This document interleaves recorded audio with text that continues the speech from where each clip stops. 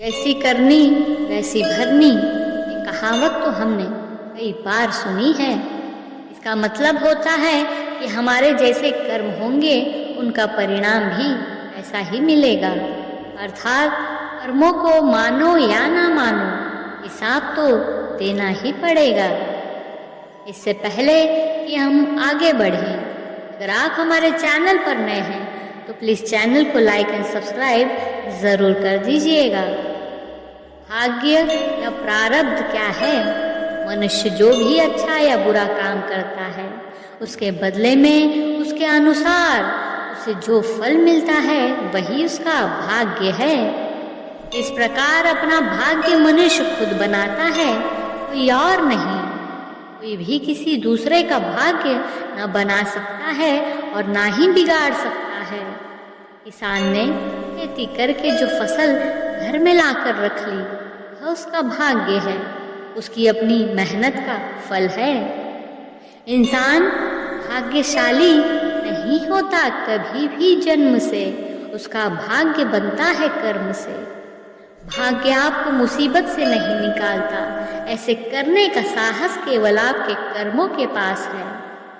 सृष्टि की हर रचना अपना कर्म निभा रही है, परंतु यदि आप अपना कर्म सही से नहीं निभा रहे तो आप प्रकृति के विरुद्ध जा रहे हैं, जिसका परिणाम सर्वनाशी है। कर्म का फल करने वालों को ही मिलता है, इसमें किसी और का सहारा नहीं होता, न मित्रों का साथ मिलता है। कर्मफल प्राप्ति में कमी या अधिकता नहीं होती, जिसने जैसा कर्म किया उसको वैसे ही और उतना ही फल मिलता है। किसी भी अच्छे या बुरे काम का फल शासन प्रशासन भी दे सकते हैं। अगर शासन प्रशासन न दे तो ईश्वर तो देता ही है। कोई भी कर्म बिना फल के नहीं रहता। करोड़ों कल्प बीत जाने पर भी बिना कर्म फल को भोगे उनसे छुटकारा नहीं मिल सकता। जीव अकेले ही जन्म और मरण को प्राप्त होता है, अकेले ही अच्छे कर्मों का फल सुख और बुरे कर्मों की फल दुख के रूप में भोगता है। जैसे माता पिता अपनी संतानों को बुरे कार्यों से हटाकर अच्छे कामों में लगाने की कोशिश करते हैं, वैसे ही ईश्वर भी करता है। जब मनुष्य कोई बुरा काम करने लगता है तब उसे अंदर से भय शंका लज्जा महसूस होती है, और जब वह कोई अच्छा काम करने लगता है तो उसे आनंद उत्साह अभय निशंका महसूस होती है। ये दोनों प्रकार की भावनाएं ईश्वर की प्रेरणा होती है। हमारे सुखों और दुखों के लिए परमात्मा उत्तरदायी नहीं है, बल्कि हमारे अच्छे और बुरे कर्म उत्तरदायी हैं। अज्ञानता के कारण हम अपने सुख दुख के लिए परमात्मा को उत्तरदायी ठहराते हैं, जबकि वह ना तो हमारे पापों के लिए जिम्मेदार है और ना ही पुण्यों के लिए जिम्मेदार है।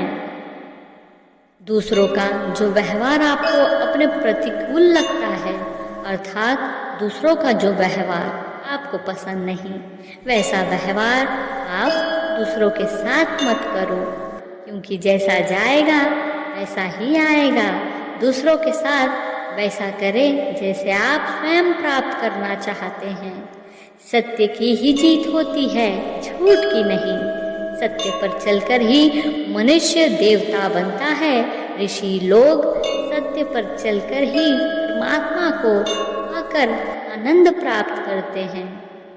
ध्यान रहे, ईश्वर की न्याय व्यवस्था में जो किसी का जितना भला करेगा उसको उतना ही सुख मिलेगा, और जितना किसी का बुरा करेगा उतना ही उसे दुख मिलेगा।